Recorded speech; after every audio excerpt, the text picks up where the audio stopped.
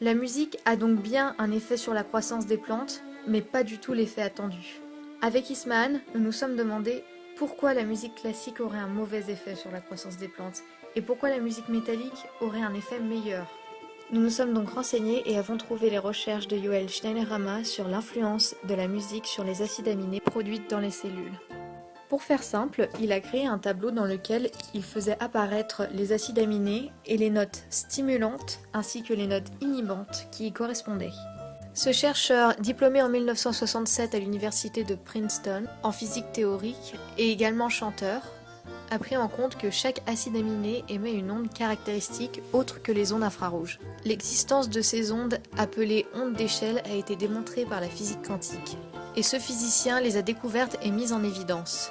Il a proposé des applications pratiques nouvelles en agriculture et en médecine qui respectent l'environnement et les organismes. Avec les ondes d'échelle, on quitte le domaine artistique et pédagogique pour entrer dans le domaine de dialogue intime avec la nature et l'ADN.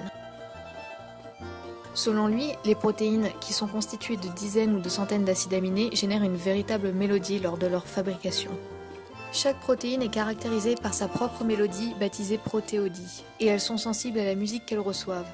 Une protéine résonne donc avec sa propre protéodie, ce qui résulte à une accélération de sa synthèse. Et c'est là-dessus que Yoel Steinerama base son tableau. À la suite de cela, plusieurs scientifiques ont testé ces méthodes et elles se sont avérées convaincantes. Malheureusement, Ismahan et moi n'avons pas pu mener d'expérience en fonction de ces recherches, car nous n'avions pas le matériel requis. Mais il nous semblait important d'en parler car ceci explique les résultats de notre expérience. Donc si vous voulez faire pousser des betteraves, nous vous déconseillons de leur faire écouter la flûte enchantée de Mozart.